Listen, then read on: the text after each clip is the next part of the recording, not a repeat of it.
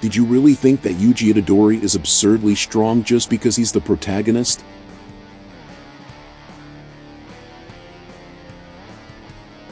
So guys, how are you? I hope you're doing well. I'm the Monio, the interdimensional demon who talks the most about Jujutsu Kaisen on YouTube, and you're on my channel. From the beginning of the anime, we could see that Itadori had almost superhuman physical strength and speed. At the time, everyone thought that this was just a characteristic of the character, just like Tanjiro's keen sense of smell from Demon Slayer, or his pointy teeth of Denji from Chainsaw Man. But Itadori's abnormal physical strength does have an explanation, and it is related to Kenjaku, the villain recently introduced in the anime, and also explains why Sukuna cannot freely control Itadori's body.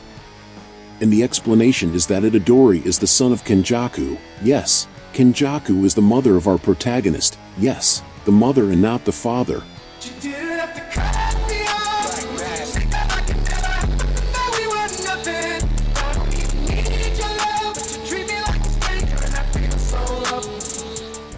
Many people who haven't even read the manga may already know this spoiler, that the villain Kenjaku, the guy with the brain that is in Geto's body, he also stole the body of Yuji's mother, Kaori Itadori. But that's not all. We have some very interesting revelations. I'll explain.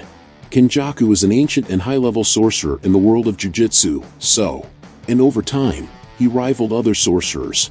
His objective was to use an ancient and immortal sorcerer to force humanity to reach a new level, and this sorcerer is known as Master Tengen. And yes, it is the same Tengen that is present in the young Gojo's arc, and that wanted Riko's body to be his vessel. For those who don't know, Tengen is very important to the Jujutsu world, because with his barriers, he protects the human world and curses, bringing balance, but he periodically needs to change to a human vessel, because although he is immortal, his power is always evolving over the centuries, and there always comes a time when his evolution makes him go from a level of human to the level closest to a divinity. And so that this does not happen and he remains human, it is necessary for it to change hosts over time, and this host is called Star Plasma and appears once every generation, and the Star Plasma of that generation was Riko Amanai. Kenjaku had plans involving Master Tengen and always planned to go after him. The idea was to disrupt the assimilation process of his vessel, and make Tengen succumb to his own power, and thus be used in Kenjaku's plan.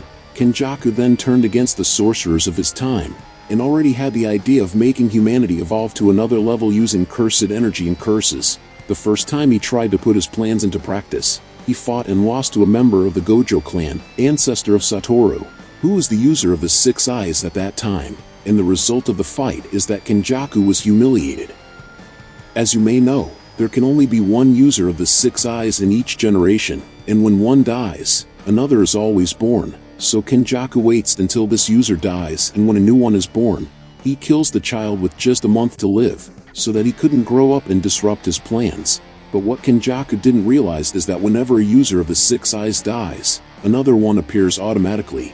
So there was no point in him killing the child when he was a month old, because in the day of Master Tengen's new host's assimilation, when Kenjaku tried to stop it, another 6 eyes user was already there to stop him, as the world of Jujutsu cannot live without a 6 eyes user, and that's why Kenjaku eventually changes his strategy. Instead of killing a user of the 6 eyes, he decides that, as he is still alive, the scales of destiny would not be able to cause another to appear to disrupt his plans, because there cannot be 2 users at the same time, and this is part of the plan that gets Gojo sealed in Shibuya.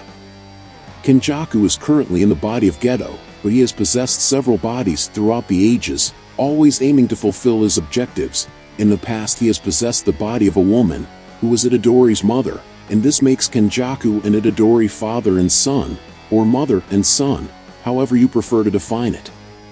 Kenjaku's idea was to create a perfect receptacle for Sukuna, which could withstand his power, but at the same time act as a cage and trap the King of Curses, so that he could be controlled and used in Kenjaku's eventual plans. So we can say that everything that happens in the first episode of Jujutsu did not happen by chance. Everything was already part of Kenjaku's plan to use the power of Sukuna. One interesting thing is that in the Meiji era, Kenjaku had a shaman from the Kamo clan. His name was Noritoshi Kamo. Kenjaku committed several vile acts, one of them being the creation of the Cursed Womb, death painting. He created hybrid creatures between humans and curses.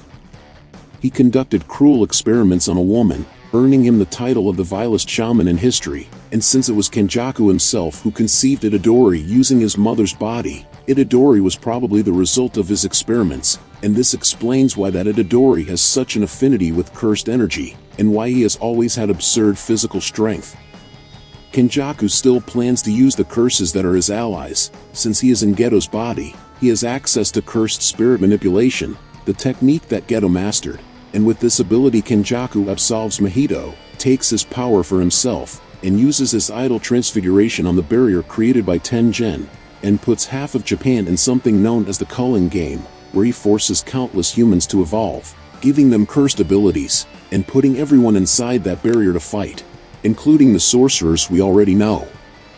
But this is only part of Kenjaku's plan, according to Tengen himself, who appears and reveals what he knows to Itadori and his friends.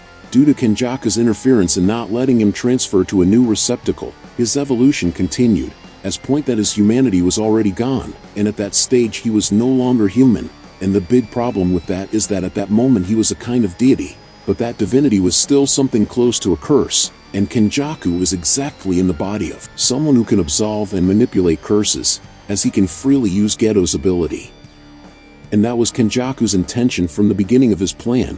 He wanted to absolve Tengen and keep all his power for himself, since Tengen is someone crucial to the balance of power in the world of Jujutsu and his power at that moment. It is already at the divine level. Knowing all this, we can say that Itadori, Sukuna, Geto, Gojo, Tengen, all of them were manipulated and somehow were and are being part of Kenjaku's plan. Kenjaku has been acting since before Itadori was born to make things happen.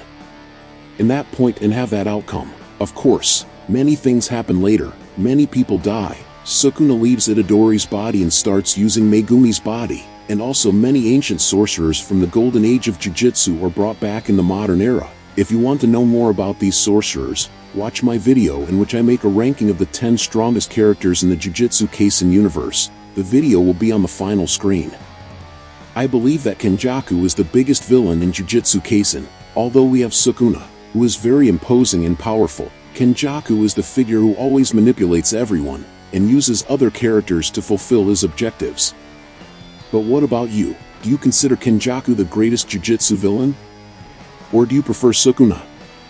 Leave it in the comments, and if you liked it, don't forget to subscribe to the channel to follow the next videos. Until next time my people, demonic hugs.